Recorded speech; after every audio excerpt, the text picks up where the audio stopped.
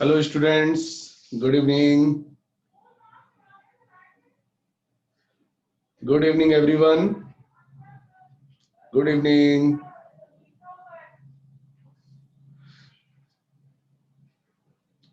तो बच्चों आज आप लोग हाइड्रोजन एंड इट्स कंपाउंड्स में वाटर यानी H2O इसके बारे में आप लोग पढ़ेंगे। देखिए वाटर के बारे में आप सबको पता है कि ये एक यूनिवर्सल सॉल्वेंट होता है। यूनिवर्सल सॉल्वेंट का मतलब इसमें गुड इवनिंग यानी ये ऐसा सॉल्वेंट है कि इसमें करीब करीब हर चीज डिसॉल्व हो जाती है, कैसा भी कंपाउंड हो।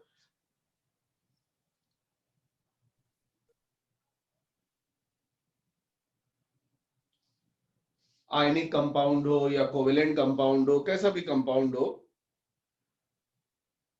तो इस सॉल्वेंट में हर कंपाउंड डिसॉल्व हो जाता है। तो पहली बात तो ये ध्यान रखनी है कि it is a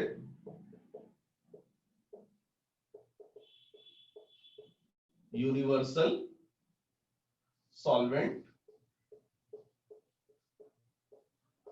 because of its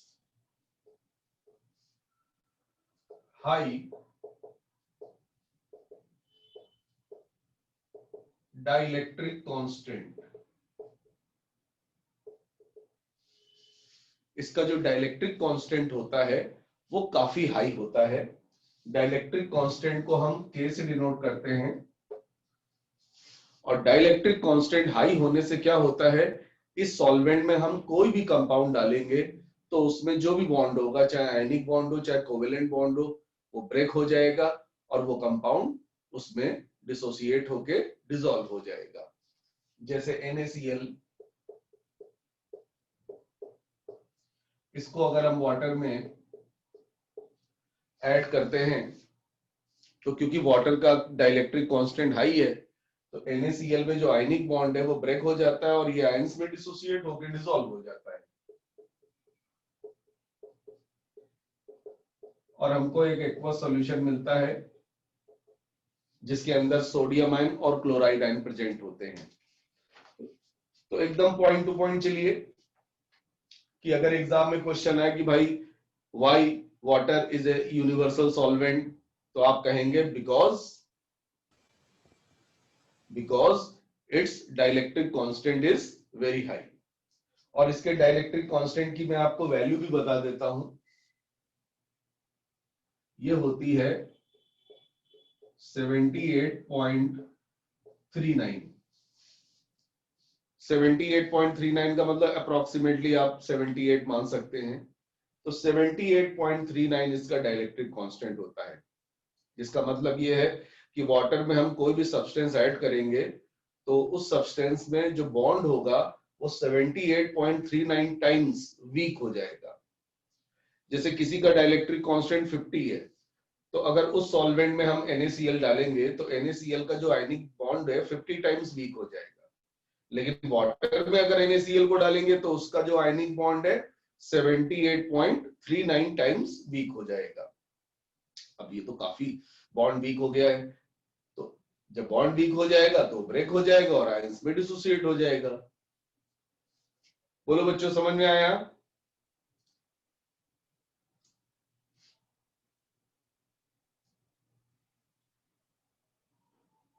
कि जिस सॉल्वेंट का डाइलेक्ट्रिक कांस्टेंट हाई होगा उसके अंदर आप चाहे आयनिक कंपाउंड डालो चाहे कोवेलेंट कंपाउंड डालो, बॉन्ड टूट जाएगा और वो आयंस में डिसोसिएट होकर डिसॉल्व हो जाएगा।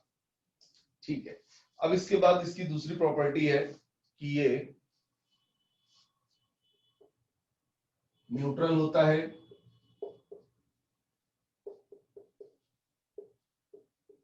ना तो ये एसिडिक होता है ना ये बेस होता है, ये न्यूट्रल होता है। इसकी जो पीएच होती है वो 7 होती है एट 25 डिग्री सेंटीग्रेड टेम्परेचर।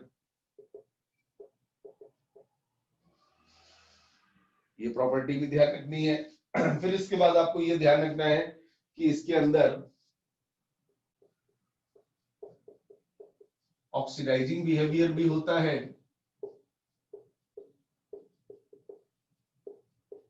और रिड्यूसिंग बिहेवियर भी होता है।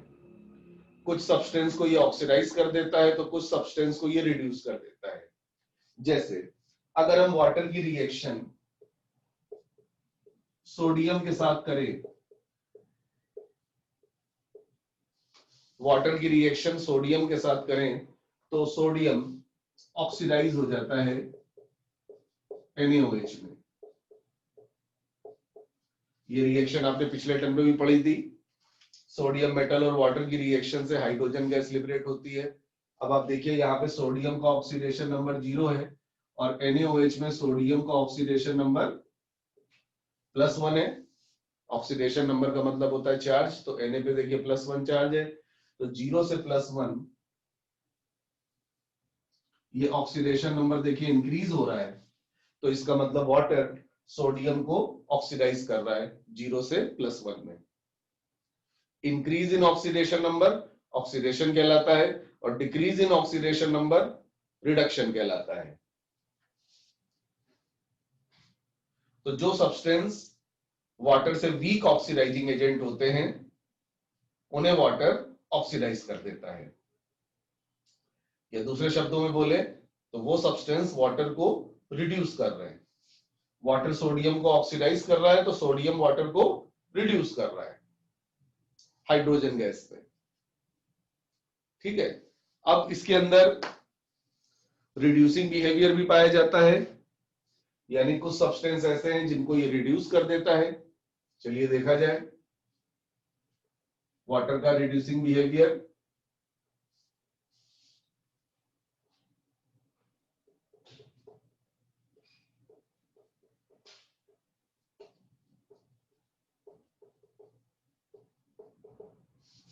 जैसे फ्लोरीन से रिएक्शन करें हम लोग वाटर की,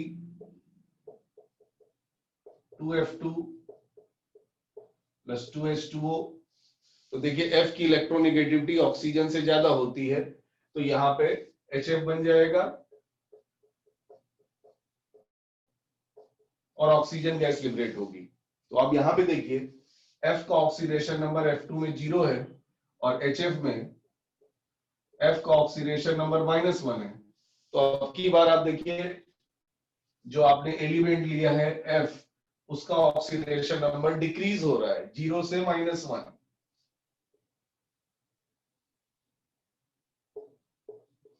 यानी वाटर फ्लोरीन को रिड्यूस कर रहा है।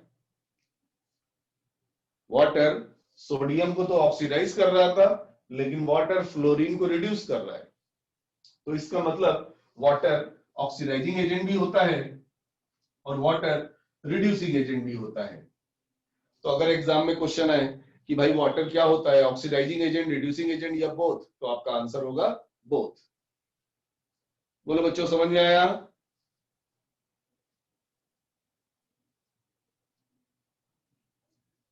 ठीक है,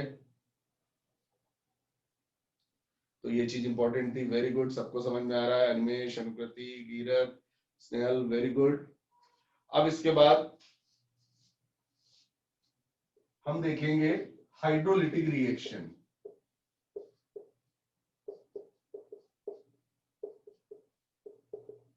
हाइड्रोलिटिक रिएक्शन का मतलब ऐसी रिएक्शंस जिसमें water as a reactant use होता है।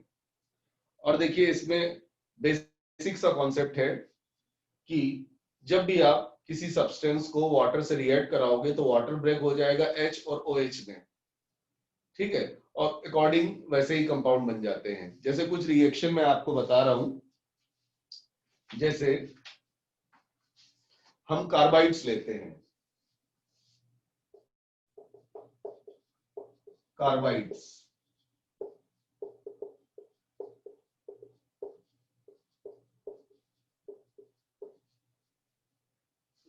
तो ध्यान रखिए कार्बाइड की अगर हम हाइड्रोलिसिस करेंगे तो उससे हमको मिलेंगे हाइड्रोकार्बन। जैसे कैल्शियम कार्बाइड CaC2, ये कैल्शियम कार्बाइड होता है, नाम लिख लीजिएगा, कैल्शियम कार्बाइड। जब हम इसकी हाइड्रोलिसिस करेंगे तो देखिए वाटर ब्रेक होगा H और OH में, राइट। और कैल्शियम कार्बाइड ब्रेक होगा Ca और 2C में, ठीक है। अब देखिए एक Ca कितने OH के साथ बॉन्ड बनाएगा, एक कैल्शियम कितने OH के साथ बॉन्ड बनाएगा, कैल्शियम की वैलेंसी बताओ कितनी होती है, कैल्शियम की वैलेंसी 2 होती है, बिल्कुल सही। तो इसका मतलब हम यहां पे 2H2O करेंगे ताकि हमको 2H मिले और 2OH मिले। अब ये कैल्शियम चला जाएगा OH के पास और बना देगा कैल्शियम हाइड्रोक्साइड, और यहां पे 2C और 2H ये लोग मिलकर बना देंगे C2H2। C2H2 एक हाइड्रोकार्बन है जिसका स्ट्रक्चर होता है CH ट्रिपल बॉन्ड CH, इसे हम लोग बोलते हैं एसिटिलीन। और IUPAC में इसी को हम इथाइन कहते हैं, IUPAC आपको पढ़ाया जाएगा आगे, अभी फिलहाल इसका नाम याद कर लीजिए। ये एसिटिलीन गैस है, हाइड्रोकार्बन, जिसका फॉर्मूला है C2H2। तो बताओ बच्चों, ये रिएक्शन समझ में आई? कैल्शियम कार्बाइड की वाटर से reaction, very very important, note कर लीजिए जल्दी से।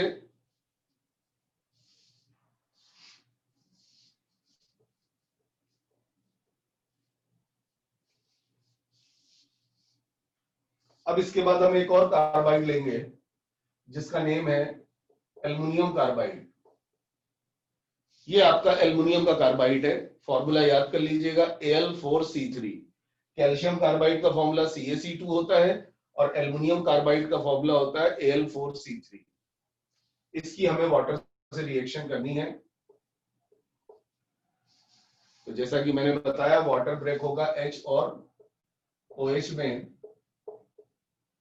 और Al4C3 ब्रेक होगा 4Al और 3C में, 4 एल्युमिनियम और 3 कार्बन। अब बताइए बच्चों, एल्युमिनियम को कितने OH की जरूरत होती है, एल्युमिनियम की वैलेंसी कितनी होती है? यस, एल्युमिनियम की वैलेंसी 3 होती है। एल्युमिनियम जो हाइड्रोक्साइड होता है उसका फॉर्मूला होता है AlOH थ्राइस। अब एक एल्युमिनियम को 3 OH चाहिए, तो 4 एल्युमिनियम को कितने OH चाहिए? How many OH are required by 4 aluminum? Yes, 12। तो यहां पे हम 12H2O लिखेंगे, तो इससे हमको मिलेंगे 12OH और 12H। तो 4 एल्युमिनियम और 12OH, ये लोग बच्चों बना लेंगे 4 एल्युमिनियम हाइड्रोक्साइड, ठीक है। अब 3 कार्बन और 12 हाइड्रोजन, 3 कार्बन और 12 हाइड्रोजन मिलके बनाएंगे 3CH4। CH4 यानी मेथेन। तो एल्युमिनियम कार्बाइड की हाइड्रोलिसिस से आपको 3 मोल्स ऑफ मेथेन मिले। और ये मेथेन बनाने की लैब मेथड है, लैब में मेथेन ऐसे ही प्रिपेयर किया जाता है एल्युमिनियम कार्बाइड की हाइड्रोलिसिस से। तो बताओ बच्चों, ये समझ में आया एल्युमिनियम कार्बाइड की हाइड्रोलिसिस? ठीक है, नोट कर लो जल्दी से।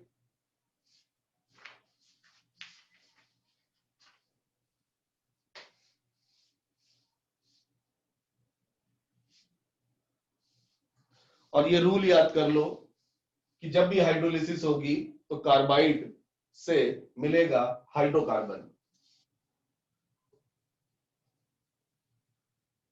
चलिए अब आगे बढ़ते हैं। अब हम करेंगे हाइड्रोलिसिस हाइड्राइड्स की।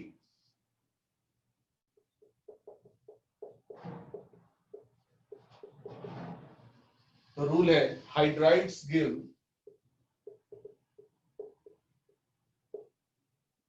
Hydrogen gas. हाइड्राइड की जब हम हाइड्रोलिसिस करेंगे तो हमें हाइड्रोजन गैस मिलेगी, जैसे NaH, इसका नाम होता है सोडियम हाइड्राइड।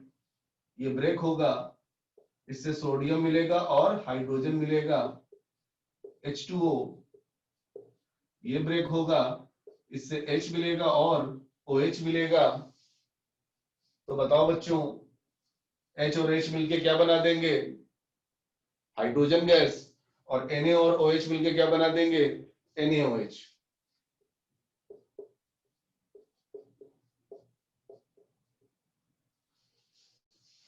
तो देखिए, लोग कहते हैं कि इनऑर्गेनिक केमिस्ट्री में रिएक्शन रटना पड़ता है, ऐसा बिल्कुल नहीं है। यहाँ पे कॉन्सेप्ट है, यहाँ पे ट्रिक्स हैं, जिनकी मदद से आप रिएक्शंस बड़े आराम से लिख लेंगे, आपको रटने की जरूरत नहीं पड़ेगी। कभी भी सोडियम हाइड्राइड और की वाटर से रिएक्शन है तो इसको ब्रेक कर लेना Na और H में, इसको ब्रेक कर लेना H और OH में, और H2 बना देना, और बाकी बचा NaOH। ठीक है, चलिए हम नेक्स्ट एग्जांपल लेंगे अब कैल्शियम हाइड्राइड का। कैल्शियम की वैलेंसी 2 होती है, तो इस वजह से कैल्शियम हाइड्राइड का फॉर्मूला होगा CaH2। अब जल्दी से इसकी जरा बैलेंस रिएक्शन लिखिए, जो ट्रिक मैंने बताई है उससे देखें कर पाते हैं कि नहीं आप लोग। बैलेंस करिए इस रिएक्शन को और प्रोडक्ट बनाइए।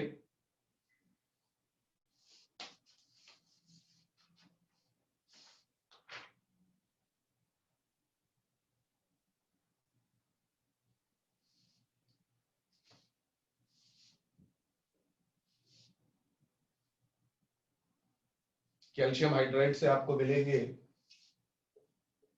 एक कैल्शियम, 2H, वाटर से मिलेगा आपको एक H और एक OH। लेकिन कैल्शियम को एक OH नहीं बल्कि 2 OH चाहिए होते हैं, तो हमें यहाँ पे 2H2O करना पड़ेगा, तो 2H और 2OH मिलेगा, राइट? यस। अब 2H और 2H ये दोनों मिलके बना देंगे 4H, और 4H का मतलब होता है 2H2 प्लस CaOH ट्वाइस। हो गई देखिए बैलेंस रिएक्शन। कैल्शियम हाइड्रोक्साइड मिला और 2 मोल हाइड्रोजन गैस लिबरेट हुई।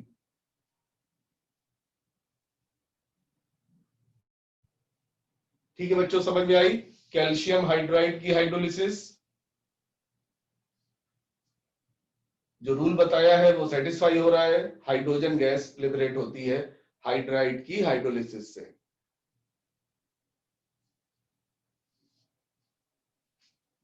अब इसके बाद नेक्स्ट कैटेगरी है नाइट्राइड्स। नाइट्राइड का मतलब ऐसे कंपाउंड जिनमें नाइट्रोजन होता है और नाइट्रोजन के साथ मेटल होता है।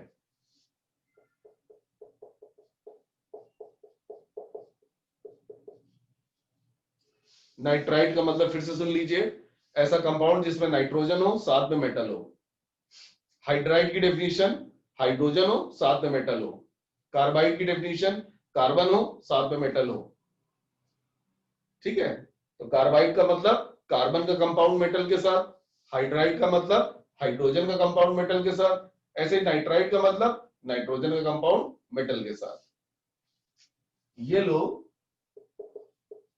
अमोनिया गैस देते हैं हाइड्रोलिसिस करने पर, जैसे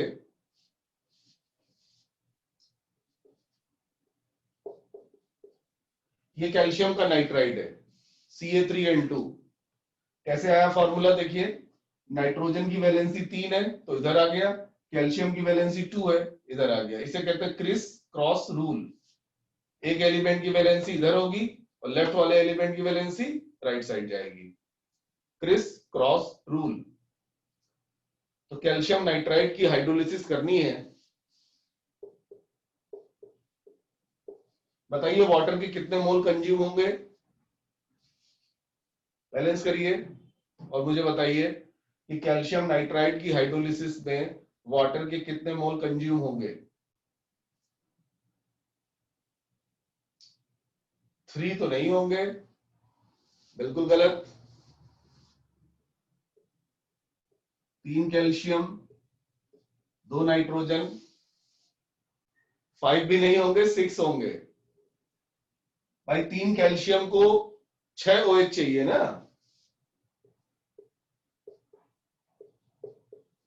अरे सिंपल सी बात है, एक कैल्शियम को 2 OH चाहिए, तो 3 कैल्शियम को 6 OH चाहिए, तो यहाँ पे 6H2O लेंगे। अब बताओ 2N और 6H, 2 नाइट्रोजन और 6 हाइड्रोजन मिलके क्या बनाएंगे?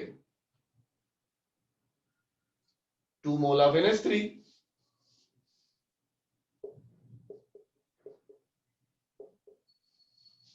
ठीक है, और यहाँ पे 3 कैल्शियम है, यहाँ पे 6 OH हैं, ये मिलके क्या बनाएंगे? 3 mole of calcium hydroxide. Yes, तो ये कैल्शियम नाइट्राइड की हाइड्रोलिसिस है।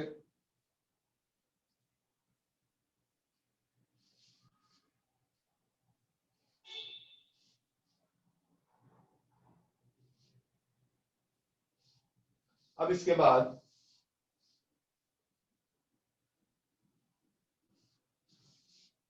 बताइए एल्युमिनियम नाइट्राइड का फॉर्मूला क्या होगा? एल्युमिनियम नाइट्राइड का फॉर्मूला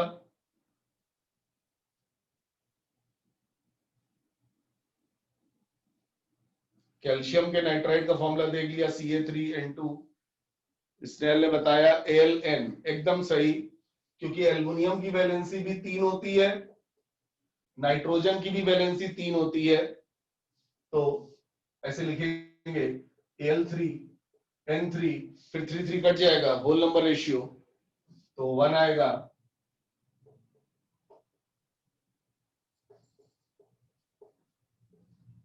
तो एल्युमिनियम नाइट्राइड का फॉर्मूला होता है Al(N). अब बताइए यहाँ पे H2O के कितने मोल कंज्यूम होंगे? बैलेंस करिए। यस, 3 मोल, क्योंकि एक ही एल्युमिनियम है, तो एल्युमिनियम हाइड्रोक्साइड के लिए 3 OH चाहिए, और एक नाइट्रोजन और 3 H मिलके 1 मोल अमोनिया बना देंगे। बिल्कुल सही।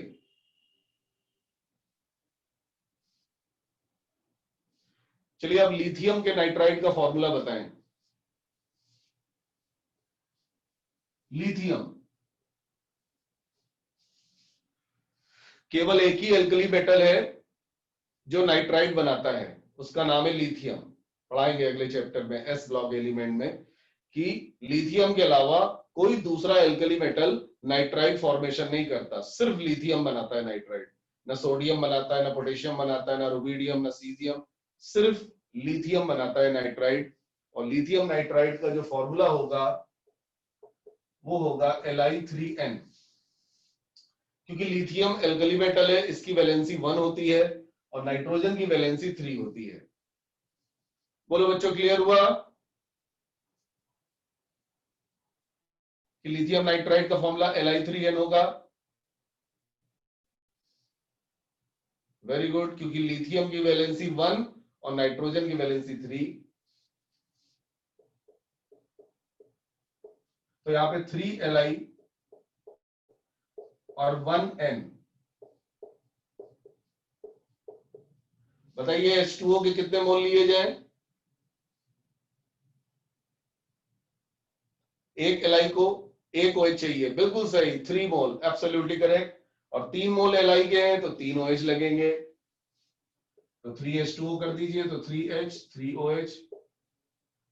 अब 1N और 3H, तो 1 मोल अमोनिया के और 3 मोल LiOH यानी लिथियम हाइड्रोक्साइड के। तो आपने देखा कार्बाइड से मिलता है हाइड्रोकार्बन, नाइट्राइड से मिलता है अमोनिया, हाइड्राइड से मिलता है ऑक्सीजन, सॉरी हाइड्रोजन। अब इसके बाद हम आगे बढ़ते हैं और फॉस्फाइड की हाइड्रोलिसिस देखते हैं।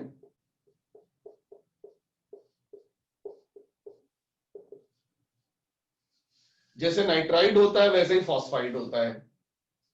नाइट्रोजन का मेटल के साथ कंपाउंड नाइट्राइड कहलाता है, फास्फोरस का मेटल के साथ कंपाउंड फॉस्फाइड कहलाता है। नाइट्रोजन से अमोनिया मिलता है तो फॉस्फाइड से मिलेगा फॉस्फीन यानी PS3।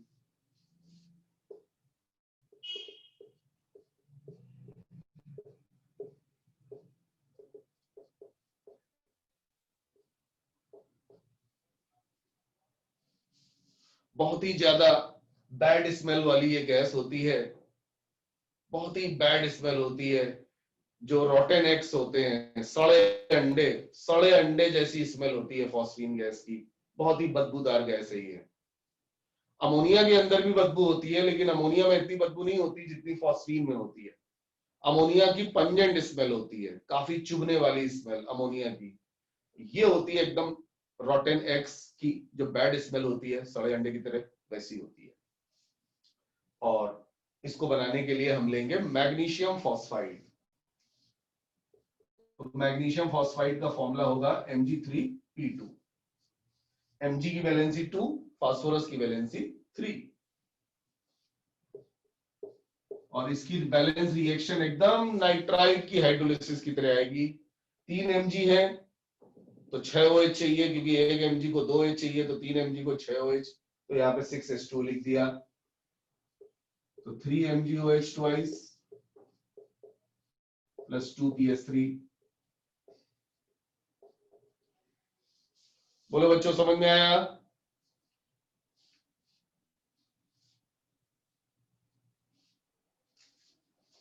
वैसे ही होगा बिल्कुल।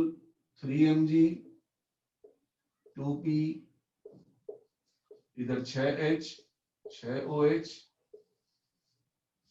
2 फास्फोरस और 6 हाइड्रोजन मिलके 2PS3 बना देंगे, और 3 MgO 6OH मिलके 3 MgOH ट्वाइस बना देंगे।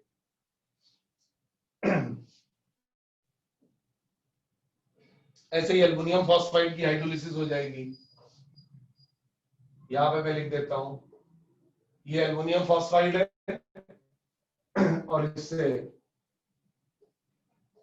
एल्युमिनियम हाइड्रोक्साइड और फॉस्फीन प्रिपेयर होगा।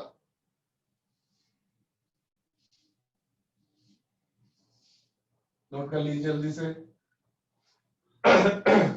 Note down this.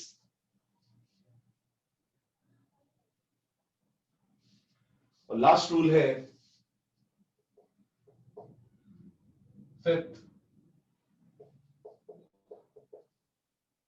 ऑक्साइड्स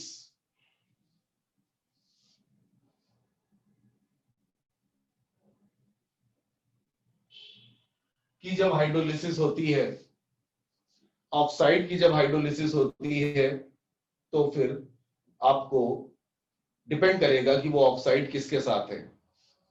अगर मेटल का ऑक्साइड है तो वो हाइड्रोक्साइड देगा,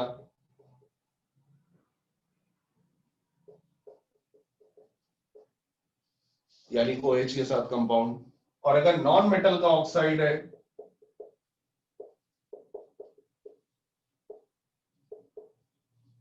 तो वो एसिड देगा। तो ये 2 रूल हैं, डिपेंड करेगा कि ऑक्साइड मेटल का है या नॉन मेटल का है। जैसे हम लोग मेटल का ऑक्साइड लेते हैं पहले, जैसे सोडियम का ऑक्साइड। बताइए सोडियम ऑक्साइड का क्या फॉर्मूला होगा?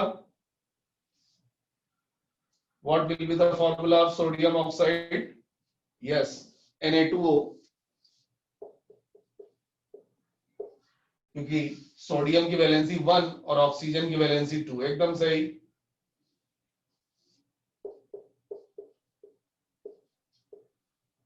तो यहां पे क्या होगा? 2 सोडियम 2 ऑक्सीजन और 2H, ये दोनों मिलके बना देंगे 2 NaOH।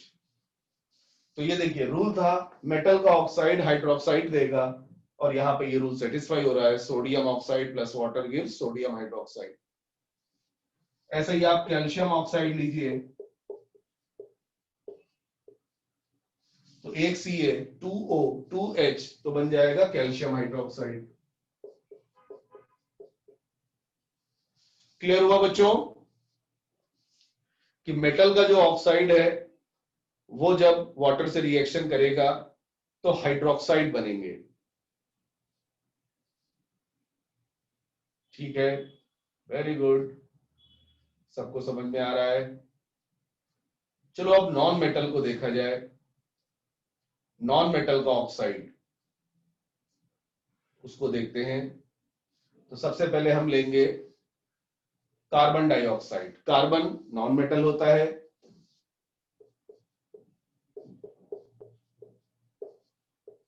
और अभी मैंने बताया कि oxide of non metal give acid. बताइए बच्चों, यहाँ पे कौन सा एसिड बन रहा है? कौन सा एसिड बन रहा है यहाँ पे? H2CO3, एकदम सही। H2C और 3 ऑक्सीजन, इसे कार्बोनिक एसिड कहते हैं।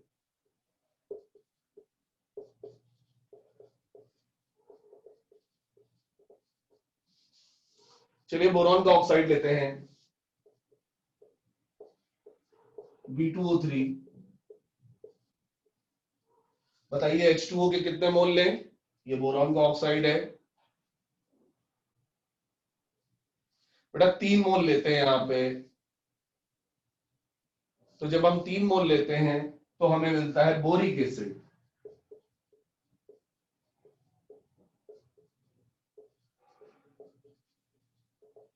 बोरिक एसिड का फॉर्मूला होता है H3PO3। तो ये बोरॉन ट्राई ऑक्साइड है, इसकी हाइड्रोलिसिस से हमको बोरिक एसिड मिल रहा है। तो देखिए रूल वगैरह याद करिएगा। इनऑर्गेनिक में क्या है समझाऊंगा मैं, लेकिन रूल वगैरह आपको याद रखने पड़ेंगे कि अगर नॉन मेटल का ऑक्साइड है तो उससे एसिड मिलेगा। अब जैसे नाइट्रोजन है, यहां पे 3 मोल क्यों लेते हैं? यहां पे 3 मोल इसलिए लिया गया है कि बोरिक एसिड को बैलेंस करने के लिए। बोरिक एसिड का फॉर्मूला H3PO3 है ना, तो इस वजह से 3 मोल H2O करेंगे तभी तो बैलेंस होगी रिएक्शन। ठीक है, अब हम लेते हैं नाइट्रोजन का ऑक्साइड, जैसे N2O5। ये नाइट्रोजन का पेंटा ऑक्साइड है, इसे कहते हैं नाइट्रोजन पेंटा ऑक्साइड। बताओ बच्चों क्या मिलेगा? नाइट्रोजन पेंटा ऑक्साइड की हाइड्रोलिसिस करेंगे, क्या बनेगा? Yes, HNO3, 2 mole of HNO3। Nitric acid. चलिए आगे बढ़ते हैं, क्लोरीन का ऑक्साइड लेते हैं। ये आपका क्लोरीन का ऑक्साइड है, Cl2O। इससे मिलता है आपको 2HOCl, जिसे कहते हैं हाइपो क्लोरस एसिड। तो ये क्लोरीन का ऑक्साइड हो गया। चलिए फास्फोरस का ऑक्साइड लेते हैं,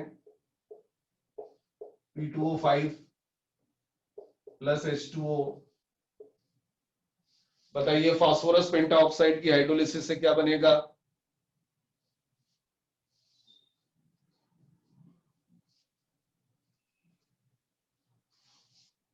H3PO4, एकदम सही। तो यहां पे आपको लेने पड़ेंगे 3H2O, तब रिएक्शन बैलेंस होगी। H3PO4 फास्फोरिक एसिड, इसका नेम है। फास्फोरस पेंटाऑक्साइड की हाइड्रोलिसिस से फास्फोरिक एसिड। तो यहां पे देखिए बैलेंसिंग कैसे की जा रही है। आपको प्रोडक्ट पहले से पता है कि भाई नॉन मेटल का ऑक्साइड है तो एसिड बनेगा बनेगा। अब फास्फोरस का ऑक्साइड है तो फास्फोरस का एसिड बनेगा, जिसका नाम है फास्फोरिक एसिड। H3PO4 लिख दिया, उसी हिसाब से बैलेंस कर दिया। ठीक है, सल्फर का ऑक्साइड लेते हैं, SO2। सल्फर का एक ऑक्साइड और होता है बच्चों, उसका नाम है सल्फर ट्राई ऑक्साइड। बताइए दोनों की हाइड्रोलिसिस से क्या मिलेगा? इसका नाम है सल्फर डाइऑक्साइड, इसका नाम है सल्फर ट्राइऑक्साइड। नॉन मेटल का ऑक्साइड है, एसिड बनेगा। लेकिन SO2 कौन सा एसिड बनाएगा? SO2 बनाएगा, H2SO4 नहीं, H2SO3 बनाएगा। इसे कहते हैं सल्फ्यूरस एसिड। और SO3 बनाएगा, जोड़ो, H2S और 4 ऑक्सीजन, जोड़िए 2 H 1 S और 4 ऑक्सीजन, तो यहाँ पे H2SO4 बन रहा है, सल्फ्यूरिक एसिड।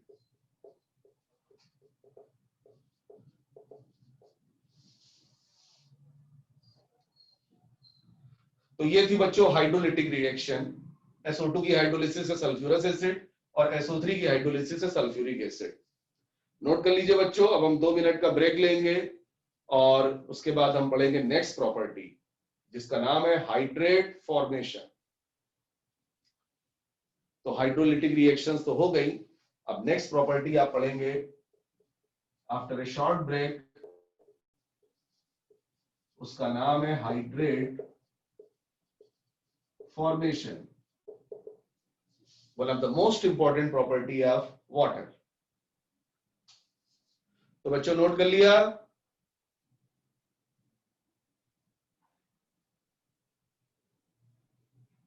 ठीक है,